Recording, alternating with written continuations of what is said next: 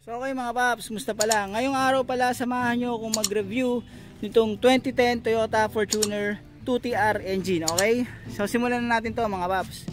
So okay mga paps, ito yung nabili ko na second hand na Toyota Fortuner.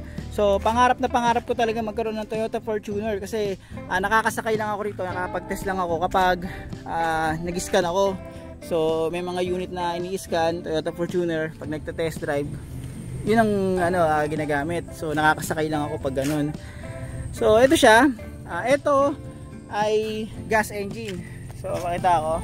Ang preferred ko talaga diesel, pero naisip ko na low maintenance kasi ang gas engine kaysa sa diesel. Kumbaga, mas lamang yung maintenance ng diesel kumpara sa gas engine. Pero kung usapin sa hatak, saka tipid ng pag-consume ng gasolina or ng diesel, sa diesel talaga. Pero low maintenance wise gas engine ang kunin nyo. So ito 2.7 to, 2.7 na VVTi, ayan. So ayan, may spark plug din, may ignition coil, throttle body. Ito hindi EPS, power steering yan. Etong 2TR naka timing chain na to. Okay, so hindi basta-basta nasisira yun. Unlike sa diesel engine, naka-timing belt. So every 100k dapat magpalit. So yung maintenance niya maliles rin kahit paano dahil naka-timing chain na to. Yan, yung ATF niya nandun.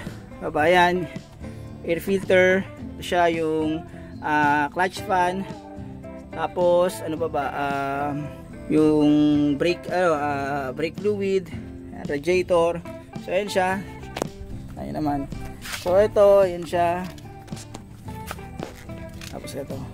So ito sa mga Fortuner na 2008 pababa, wala yung button niya. Wala siyang ganito. Okay. So yan siya. Yung infotainment niya, basic na basic lang yan yung radyo, tapos yan lang. Walang kung ano. So yung shifter niya, glow box, ito siya, power mirror. Ayan. So ba, ito, adjust din yung upuan. Yan siya. Tapos ito gusto ko rito, nagkakarga kami ng ukay bale. So dito hindi na namin kailangan maglagay ng lifter, tapos magsiksik ng mga kumbaga hindi na magiging limitado yung paglalagay namin ng bale. So pwede kami maglagay dito kasi natutupi naman to, saka yan, natutupi yan. Ito ilang passenger to? 1, 2, pagpalagay mo 3 dito, 5, ito 3, 1, 2, 3, 4, 5, 6, 7, 8. Siguro mga 8, 7 to 8 seater kaya to. Okay, so ayan siya. Ito siya, ayan.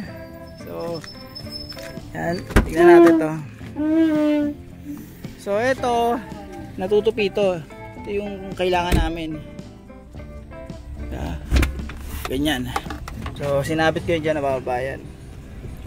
Mga tools nandito, basic na tools lang yan, jacket saka pang tanggal sa gulong.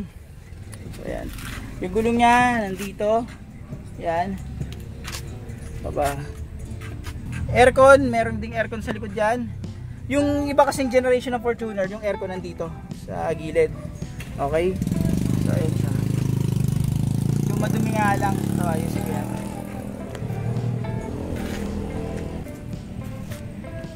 Tapos ito, meron tong rear differential. So ayan yung rear differential nya. Kita nyo naman, diba? Ayan. Kasi ito G version lang to. So yung V version, 4x4. Ito 4x2 lang to. Okay, so ayan, G lang yan. Yung V yung mataas, tas 3.0 yun. Tapos may additional shifter doon para sa sa 4x4 nya. Okay. Ito yung glow box, airbag din, yung basic, yan. Makinis pa naman to. Leather. So ito yung niya, yung suspension niya. Yan. Ayan siya.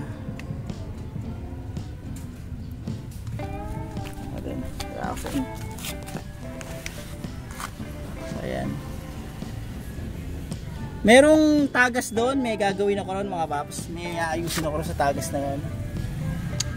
Tapos ito. 2.7 lang to mga paps. Ngayon, ito, sulit ba to? Ito kasi, hindi naman lahat palaging pros. Ibig sabihin, hindi lahat maganda. May mga disadvantage din to. So ito, na test drive ko na to, nagamit ko na to. Ang disadvantage nito, matagtag siya mga paps. Kasi kumpara sa Montero, ang Montero kasi hindi siya matagtag. Pero ito matagtag. Pero magagawa naman ang paraan nyo kung may budget ka. Papalitan mo lang yung shock para mas smooth yung ride mo. So yun lang ang problema, matagtag. Pero ang kapalit nun, ibig sabihin nun mga paps, para sa akin lang sa tingin ko solid yung suspension nito. Okay? So yan siya. Wala pa naman ako narinig ng tinest drive ko. Solid na solid pa siya talaga. So ayan siya. Sa laki ng gulong niyan, hindi na ako kailangan maglagay ng lifter nito. Kumbaga hindi na to sasayad sa humps. So kung nagbabala kayo bumili ng unit na SUV, recommended talaga mga paps, Toyota Fortuner. Nagbabala rin ako dati na pick up na lang. Kaso kung bibili ako ng pick up, bibili ako Hilux, anong gagawin ko doon sa likod? Although pwedeng kargahan siya ng bales, pero paano kapag may sasakay na pasahero, yung family namin, hindi siya makakasakay. So magiging useless lang. Hindi naman kami araw-araw nagpi-pick up Minsan-minsan lang kami nagpi-pick up. Pero ito, pwede yan. Pwedeng pang pick up, pang karga, at saka pwedeng pang pamilya din.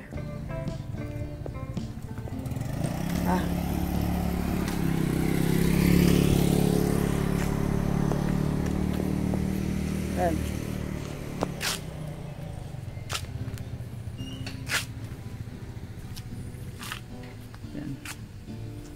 Kung magbabala kayong bumili, i-consider nyo rin kung ano yung bibili nyo, kung gas or diesel. Ngayon, kung ang nasa isip nyo low maintenance, lalo pagdating sa makina, kayo, gas engine kayo.